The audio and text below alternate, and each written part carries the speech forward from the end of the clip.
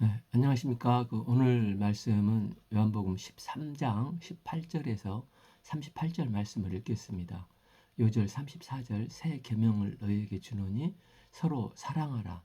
내가 너희를 사랑한 것 같이 너희도 서로 사랑하라.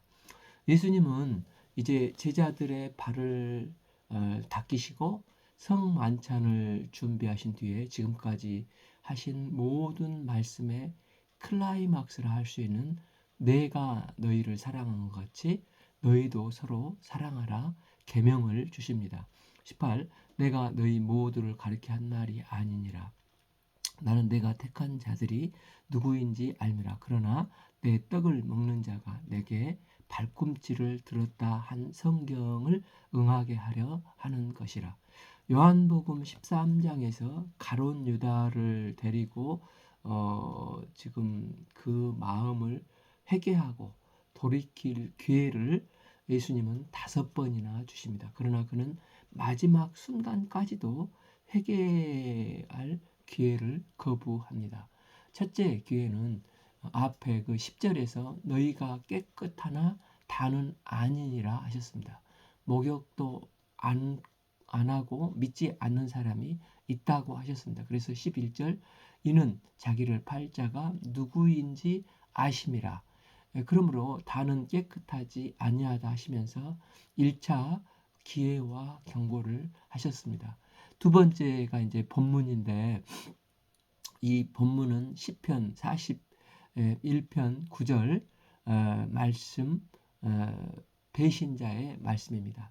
내 떡을 먹는 자가 내게 발꿈치를 들었다 말씀은 시편 41편 9절 말씀으로 내가 신뢰하여 내 떡을 나누어 먹던 나의 가까운 친구도 나를 대적하여 그 발꿈치를 들었나이다 하는 다윗의 시입니다. 이것은 다윗의 아들 그 압살롬이 반역을 했을 때 많은 무리들이 압살롬에게로 갔지 않습니까?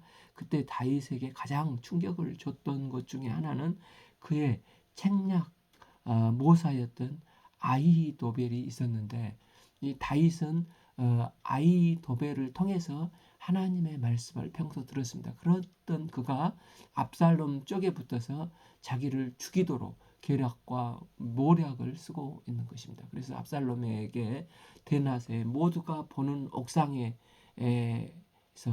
남겨둔 다윗의 후궁들과 압살롬이 관계를 갖도록 해서 다윗의 여인들을 취함으로 왕의 자리를 압살롬이 빼앗았다는 것을 만천하에 공개하는 퍼포먼스를 하라는 것입니다.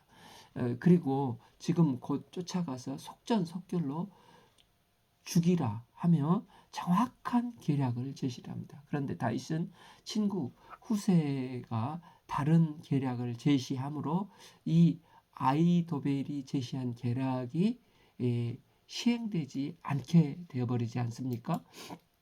그것 때문에 그는 사무엘사 17장 23절을 보면 낭망하여 고향으로 돌아가서 거기서 스스로 목매어 자살을 하게 됩니다. 이것은 다윗에게 실제로 있었던 역사 사건인데 이것을 통해서 하나님은 장차 오실 메시아에게 일어날 것을 예언하셨다는 것입니다.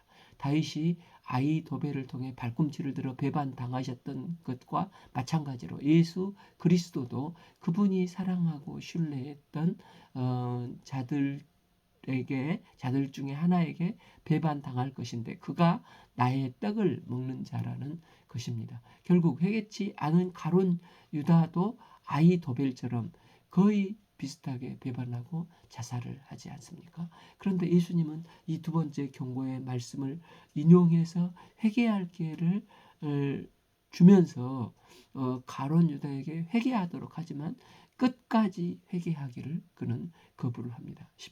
19 지금부터 일어나기 전에 미리 너희에게 일러둠은 이 일어날 일의 때에 내가 그인 줄을 너희가 믿게 하려 함이라.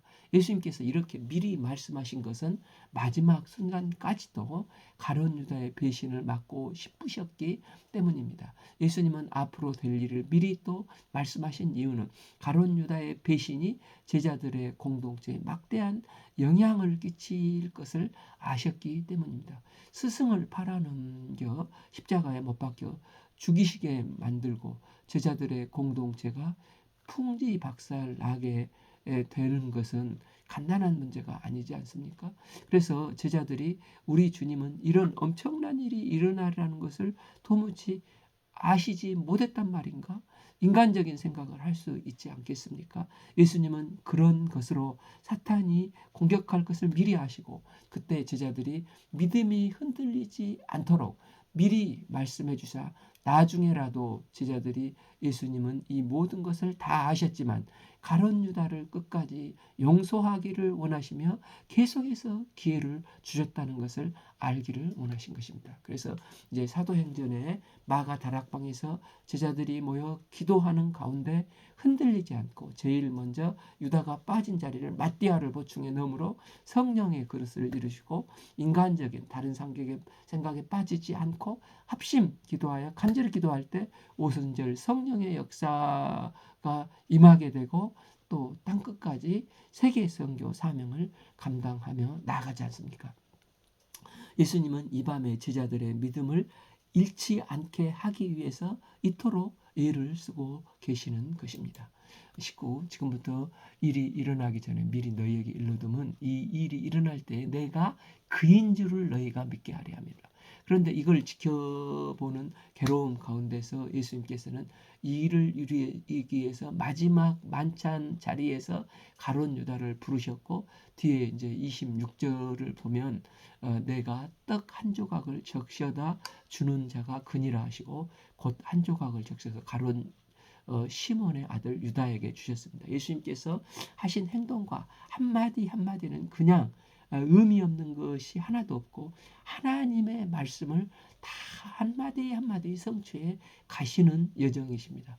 독생자 예수님은 이 땅에 오셔서 그냥 죽기만 하시면 되는 게 아니고 하나님 아버지께서 말씀하신 그 약속의 말씀대로 죽으셔야 했습니다. 그래서 그분은 나실 때부터 하나님이 구약에 계시된 대로 동정녀로 또 어디서 미가서 5장 2절에 베들레헴에서 나셨고 또 그 모든 과정의 말씀을 성취하는 과정이 되시는 것입니다. 그리고 지금 이 십자가를 앞둔 이 밤에도 하나님의 말씀대로 가셔야 했기 때문에 예수님은 유다에게 떡을 주었고 예수님은 말씀대로 이루기 위해서 애쓰고 계시는 것입니다. 말씀대로 이루어지는 것은 계시되었으니까 그냥 자동적으로 이루어지는 것이 아니라 예수님은 말씀대로 이루기 위해서 적극적으로 능동적으로 하나님의 말씀을 성취하기 위해 애쓰고 계시는 것입니다. 20 내가 진실로 진실로 너에게 이르노니 내가 보낸 자를 영접하는 자는 나를 영접하는 것이요 나를 영접하는 자는 나를 보내신 이를 영접하는 것이니라. 예수님께서 가룟 유다를 끝까지 품으시려고 하셨던 것은 우리에게 구원의 메시지를 전해주기 위함이십니다. 구원의 진리는 결코 변함이 없습니다. 가룟 유다가 배신할지라도 또한 종교 지도자를 유월절에 넘기려 계획할지라도 천지가 바뀐다 할지라도 하나님의 구원의 진리인 이 구원의 구속의 수레바퀴는 그 누구도 바꿀 수 없고 하나님의 계획대로 하나님의 뜻대로 그대로 이루어지게 되어 있습니다. 그래서 성부 하나님이 보내신 성자 메시아를 영접하는 자는 성부 하나님을 영접하는 것이 되고 성자 예수님의 십자가 대속을 믿는 자는 누구든지 멸망치 않고 예수님의 피공로로 영생을 덧입는 천국 백성이 되는 것입니다. 세 번째 기회는 더 이제 직설적으로 회개하도록 하십니다. 20일 예수께서 이 말씀을 하시고 심령이 괴로워 증언하여 이르되 내가 진실로 진실로 너희에게 이르노니 너희 중에 하나가 나를 팔리라. 말씀을 맞으신 예수님의 심령은 괴로우셨습니다. 예수님은 가룟 유다가 스스로 생각을 바꾸어 회개하고 돌아오기를 바라시고 이제 직접적으로 너희 중에 하나가 나를 팔리라 이렇게 말씀하시면 실은 가룟 유다가 들으라고 하신 말씀이지 않겠습니까? 22 제자들이 서로 보며 누구에게 대하여 말씀하신지 의심하더라. 다른 공관 복음을 보면 제자들이 깜짝 놀라서 돌아가면서 나는 아니죠. 나는 아니지요 하는데 가룟 유다도 뻔뻔하게 나는 아니지요 말을 하지 않습니까? 이때 예수님은 그가 바로 너다 하면 민망해 할 것 같아서 스스로 돌이키도록 하며 더 이상 말씀을 안 하셨지 않습니까? 이토록 3번이나 말씀하시면서 주님 제가 잘못 생각했습니다 하고 주님께 두 손 들고 나왔으면 얼마나 은혜롭게 되었겠습니까? 그런데 그는 양심이 화인 맞은 자였습니다. 23 예수의 제자 중에 하나 곧 그가 사랑하는 자가 예수의 품에 의지하여 누웠는지라. 24 시몬 베드로가 머리짓을 하여 말하되 말씀하신 자가 누구인지 말하라 하니 이 최후의 만찬에서 가장 예수님께서 지금 신경 쓰시고 배려하시고 마음을 애타게 한 인물은 놀랍게도 지금 가룟 유다인 것을 보게 됩니다. 그러니까 합신의 그 역사신학 교수인 안상혁 교수님은 최후의 만찬의 자리에 위치 배석을 설명을 하시기를 요한이 이렇게 비스듬히 예수님의 품에 기대어 식사를 하고 있으니까 요한은 예수님의 오른편에 지금 있다는 것입니다. 이런 요한에게 베드로가 누구인지 물어서 말하라 하니까 베드로의 위치는 요한의 맞은편에 앉아 둥근 탁자 위를 볼 때 맞은편에 앉아 있는 것입니다. 그런데 예수님께서 떡을 떼서 가룟 유다에게 주셨습니다. 그렇다면 유다는 어디에 있다는 것입니까? 지금 예수님 왼편에 앉아 있는 사람이 유다가 되는 것입니다. 예수님 오른편에는 요한, 왼편에는 가룟 유다가 있습니다. 그런데 유대인들의 잔치에서 가장 높이고 가장 사랑하고 가장 존귀하게 생각하는 사람이 왼편에 둔다고 하지 않습니까? 그러니까 예수님은 이 최후의 만찬에서 가장 높이면서 끝까지 배려한 사람이 가룟 유다였다는 것입니다. 예수님은 가룟 유다에 대한 사랑으로 그가 회개하고 돌이키기를 마지막 만찬까지도 지금 애쓰고 계시는 것입니다. 그래서 제자들은 놀라서 결국 얼굴만 서로 쳐다보면서 베드로가 예수님 옆에 있는 요한에게 물어봐 이렇게 속삭이고 있는 것입니다. 그러자 그가 예수의 가슴에 그대로 의지하여 말하되 주여 누구이까? 요한이 큰 소리로 말하지 않고 조그마한 소리로 예수님의 옆에 있으면서 예수님을 누가 팝니까? 아마 가룟 유다 정도가 들릴 정도로 물어본 것입니다. 이때 예수님께서 요한에게 대답하시지만 또한 왼편에 가룟 유다에게도 들릴 수 있게 4번째 경고의 말씀을 하십니다. 26 예수께서 대답하시되 내가 떡 한 조각을 적셔 주는 자가 그니라 하시고 곧 한 조각을 적셔서 가롯 시몬의 아들 유다에게 주시니 예수님의 잔치 유대인의 잔치 문화에서 떡을 떼서 누구에게 준다 하는 것은 최고의 영예를 그 사람에게 표시한다는 의미로 가장 신뢰하고 가장 귀하게 대하는 깊은 우정을 나누는 것을 상징한다고 합니다. 그래서 예수님은 나는 너의 마음을 다 알고 있어 하면서 떡 한 조각을 적셔서 가룟 유다에게 주시면서 끝까지 나는 너를 신뢰하니 지금이라도 돌이키도록 기회를 주시는 것입니다. 그런데 그 결과가 어떻게 되었습니까? 27 조각을 받은 후 곧 사탄이 그 속에 들어간지라 예수께서 유다에게 이르되 내가 하는 일을 속히 하라 하시니 이게 5번째로 내가 하는 일을 속히 하라 하시는 것입니다. 이제 마지막 유다에게 직접 말씀하시면서 내가 하는 일을 속히 하라.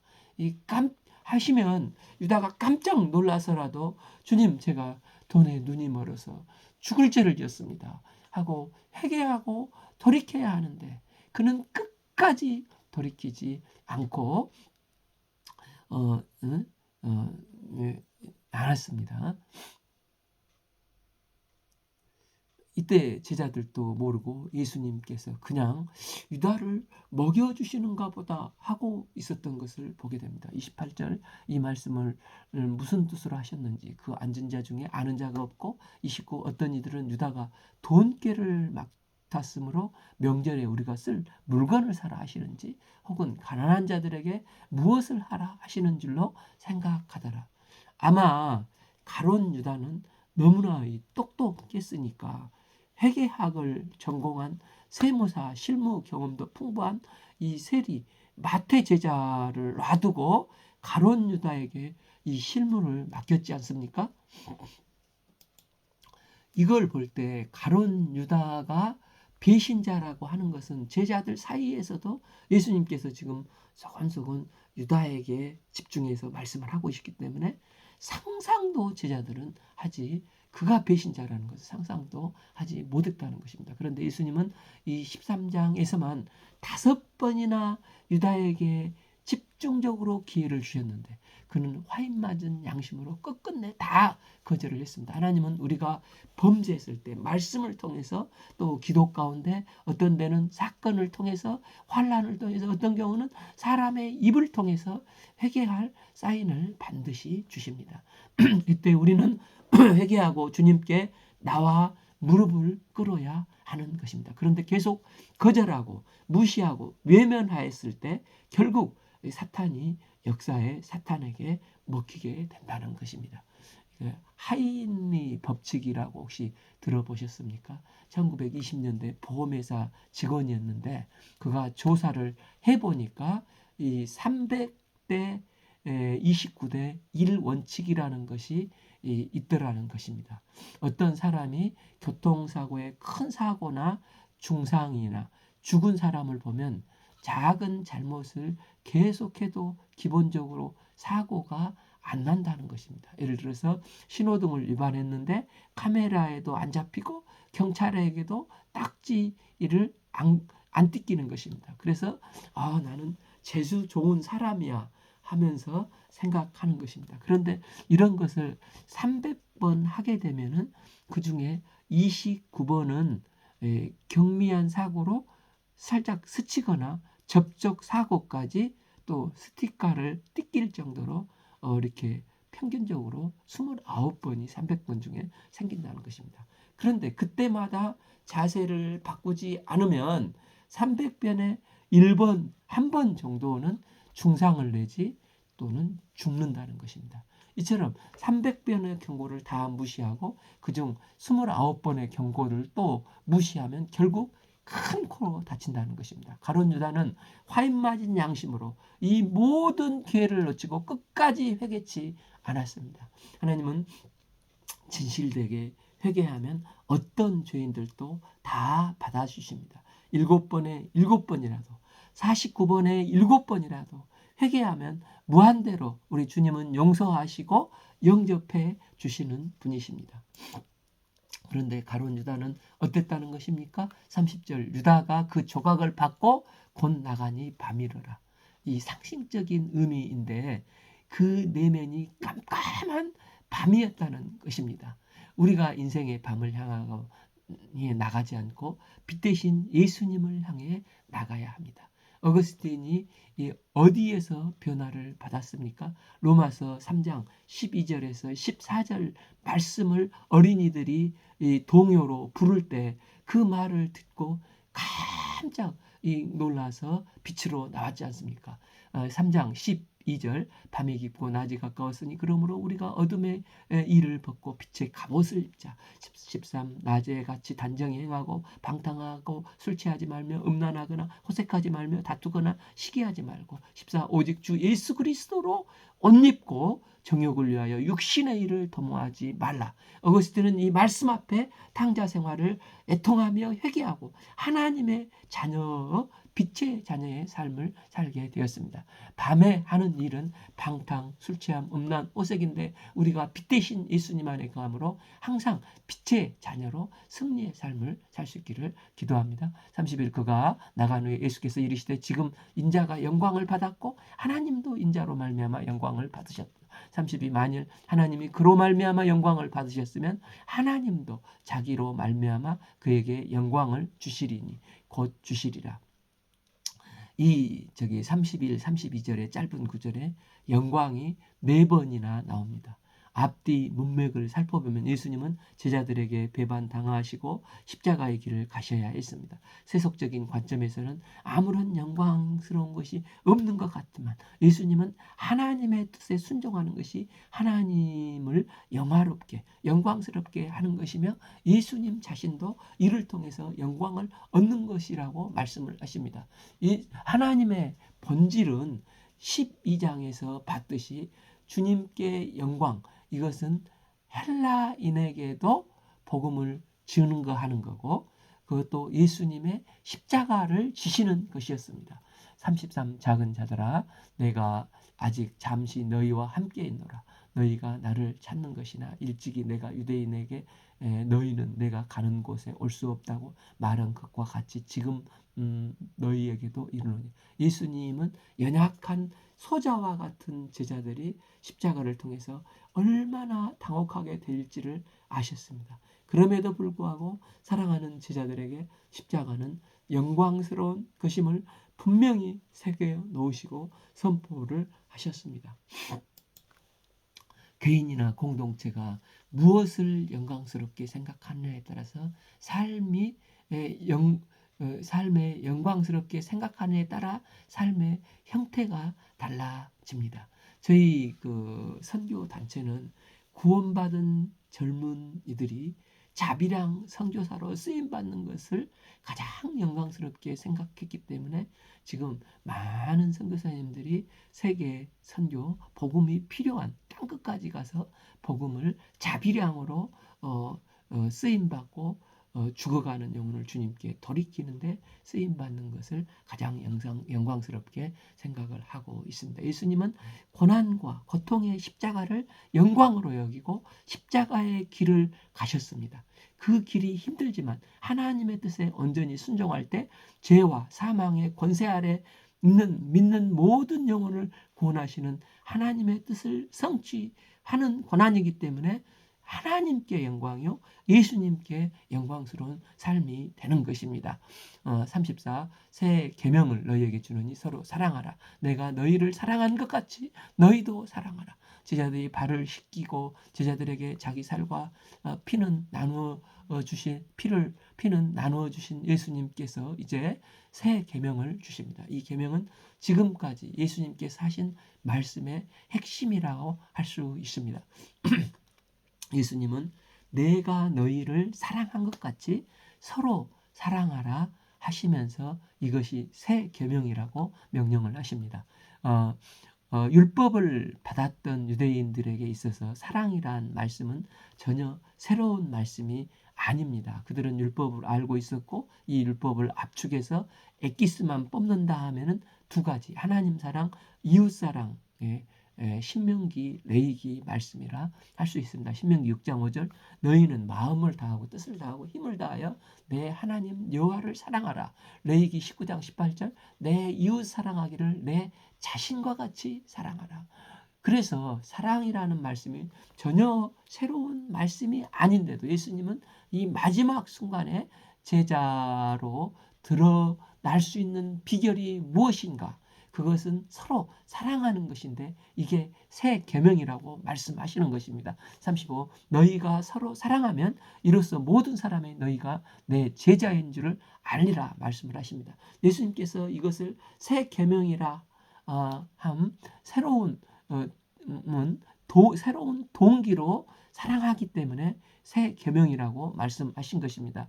그 율법을 구약 백성들이 받았을 때 하나님의 크신 권능과 무서운 심판을 그들은 경험을 했습니다. 애굽 바로에게 임한 10가지 재앙을 받고 이스라엘을 뒤쫓던 바로와 최첨단 무기로 무장한 군인들이 홍해에서 다 수장되는 것을 두 눈으로 똑똑히 봤습니다. 또한 시내산에서 이 계명을 받을 때 불 가운데서 두려움 중에서 이 계명을 그들은 받았습니다. 그래서 그들이 사랑해야 하는 계명을 받을 때 그 동기는 하나님의 크신 권능과 위엄과 두려움과 경외함으로 우리가 하나님 사랑, 이웃 사랑을 할 수밖에 없는 계명을 받은 것입니다. 그러나 지금 예수님이 우리에게 서로 사랑하라 하는 이 계명의 동기는 무엇이었습니까? 구약 백성은 하나님의 크신 능력과 두려움을 경험하고 그게 동기가 되어서 사랑하지 않으면 하나님의 심판과 저주에 대한 두려움 때문에 사랑을 했지만 지금 제자들이 사랑해야 하는 이유가 무엇입니까? 예수 그리스도께서 천폭적으로 어떠한 조건도 내걸지 않고 그분이 친히 백성들을 끝까지 사랑하시는 그 사랑이 동기가 된 것입니다. 예수님은 그들의 더러운 발을 손수 무릎을 꿇고 씻겨 주셨고 또 제자들이 이제 예수님을 버리고 도망감에도 불구하고 십자가에서 그들의 허물과 죄악을 목숨을 버리시기까지 담당하시고 섬겨주신 사랑을 베푸셨습니다. 또 디베라 이제 부활하신 후에 디베라 바다에 와서 조반을 먹이라 하시는 예수님의 아무 조건 없는 변함없는 이 아가페적인 이 사랑이 그들의 사랑의 동기가 된 것입니다. 부모가 조건 없는 사랑을 베풀어 줬을 때 자식이 철이 들고 나서 깨닫고 부모를 사랑하며 공경하지 않지 않습니까? 이처럼 그리스도의 조건 없는 사랑이 우리에게 부어진 바 되고 그것을 체험하고 깨닫게 된 사람에게 주님을 향한 그 사랑이 드러나 서로 사랑하게 되는 것입니다. 그래서 주님께서 새 계명을 말씀하시는 이유는 전혀 다른 이야기의 내용을 말씀하시는 게 아니라 전혀 다른 동기로 하게 되는 사랑이기 때문이라는 것입니다. 또한 불 가운데서도 두려움 가운데서도 받은 계명을 받았을 때 그들은 내 힘으로 사랑을 해내야 했습니다. 그러나 이제 이 계명이 새 계명인 이유는 우리 자신이 근거가 되지 않고 다른 근거로 사랑할 수 있기 때문이라는 것입니다. 로마서 5장 5절 소망이 우리를 부끄럽게 아니함은 우리에게 주신 성령으로 말미암아 하나님의 사랑이 우리의 마음에 부은 바 됨이니라고 말씀하고 있습니다. 그 전에는 엄마가 마치 안 나오는 젖을 억지로 짜내서 아기에게 먹여야 하는 사랑이라고 할 수 있습니다. 그러나 이제 새 계명은 우리에게 주신 성령으로 말미암아 하나님의 사랑이 우리 마음속에 계속해서 공급해 주시고 부어 주시는 것입니다. 그래서 우리가 호흡하듯 끊어지지 않고 계속해서 영생하도록 솟아나는 넘치도록 공급이 되어지는 것입니다. 그래서 우리가 끊임없이 기도하고 하나님께 간구해야 되는 이유가 우리 안에는 선한 것이 없습니다. 그러나 우리 속에 성령이 내주하시고 구원받은 성도 안에 성령께서 부어주시는 성령의 능력이 있어서 우리는 성령의 힘으로 넘치는 서로 사랑을 할 수 있게 되는 것입니다. 또한 예수님이 주신 계명은 서로 사랑하라는 것입니다. 사랑을 주기만 하는 것이 아니라 서로 사랑을 받아서 누리는 것입니다. 특히 유교 문화권에서 살고 있는 이제 우리나 중국 사람들은 이런 사랑을 누리는 게 필요한 것 같습니다. 이 사랑은 자기 좋은 대로 사랑받는 게 아니라 예수님이 가르쳐 주신 사랑으로 서로 사랑하는 것입니다. 그래서 이 사랑은 내가 너희를 사랑하는 것 같지라는 단서를 붙이고 있는 것입니다. 인간의 사랑은 마치 가는 말이 고와야 오는 말도 곱다는 식으로 결국은 give and take식 사랑일 뿐입니다. 고린도전서 13장 사랑장에서 이제 4절부터 15가지 사랑이 나오지 않습니까? 사랑은 온유하며 사랑은 시기하지 않고 쭉 15가지가 나오는데 그 사랑에 예수님을 넣어 보시면 예수님은 온유하시고 예수님은 시기하지 아니하시고 예수님은 자랑치 아니하시며 다 15가지가 맞아 떨어집니다. 성령의 도우심을 구하며 나의 힘으로 도저히 불가능하지만 하나님이 부어주신 성령의 능력을 덧입고 거기에 예수님처럼이니까 예수님을 넣어야 하지만 또한 거기에 나를 넣고 사랑하라. 사랑하라는 명령은 이게 순종을 해야 합니다. 예수님은 이것을 그리스도로 옷 입는다라고 그 로마서 13장에서 표현을 했고 또 이게 C.S. 루이스는 순전한 기독교 표현에 의하면 가면을 쓰고 그런 척 하라. 즉 의지적으로 행동을 하라 하면서 성령의 도우심을 구하라는 것입니다. 그렇게 하다 보면 우리 안에 그런 원초적인 사랑이 우리 안에는 없지만 성령께서 도우시고 역사하셔서 그 사랑이 생기는 것이라는 것입니다. 그래서 사랑은 명사가 아니라 동사라고 하지 않습니까? 그래서 15가지 예수님이 들어가야 하지만 그래서 나는 도저히 참을 수 없는 존재이지만 참을 수 있는 나라고 생각하면서 그냥 참아버리고 또 그냥 온유해버리고 또 자랑하려고 목에까지 올라오지만 그냥 자랑하지 않아버리고 진리와 함께 막 기뻐해 버리라는 것입니다. 그렇게 의지로 하면 성령의 도우시면서 성령의 도우심을 구하면 성령께서 새 힘을 주셔서 그 사랑이 넘치도록 살아난다는 것입니다. 그리고 그게 내 것이 된다는 것입니다. 이게 예수님처럼 닮아가는 것입니다. 36 시몬 베드로가 이르되 주여 어디로 가시나이까? 예수께서 대답하시되 내가 가는 곳에 내가 지금은 따라올 수 없으나 후에는 따라오리라. 주여 어디로 가시나이까? 코바디스 도미네 있지 않습니까?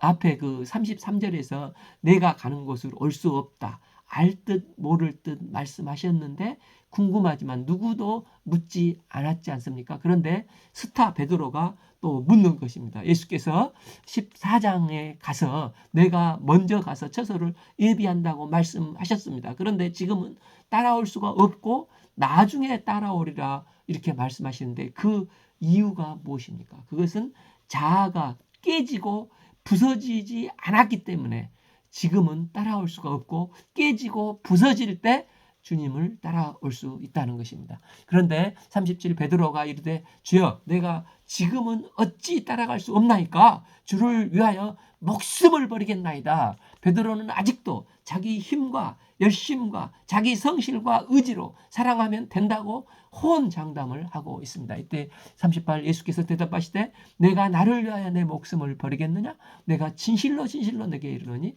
닭 울기 전에 내가 3번 나를 부인하라. 결국 베드로는 예수님을 3번 부인하고 물고기 잡으러 도망가지 않습니까? 그래서 자아로 예수님을 따를 수가 없다는 것입니다. 갈라디아서 2장 20절 나는 죽고 예수로 사는 자아가 이제 자아가 부서져야 예수님을 따를 수 있습니다. 그래서 이제 뒤에 요한복음 21장 15절 이후에 사랑 고백을 하면서 내가 주님을 사랑하는 줄 주께서 아시나이다. 그때 가서 이제 주어가 내가 주님을 사랑합니다. 나를 뭘로 알고 있습니까? 하는 게 아니라 주께서 아시나이다. 주님이 하십니다로 이제 수동태로 바꾸어지지 않습니까? 이 자아가 깨진 자의 동의어가 바로 은혜를 아는 자라는 것입니다. 우리가 자아가 철저히 깨지고 부서져서 주님의 은혜로 주께 쓰임받고 서로 사랑하라 하시는 계명을 실천하는 복된 제자의 삶이 되기를 기도합니다. 오늘 말씀은 요한복음 13장 18절에서 38절 말씀을 읽었습니다. 감사합니다.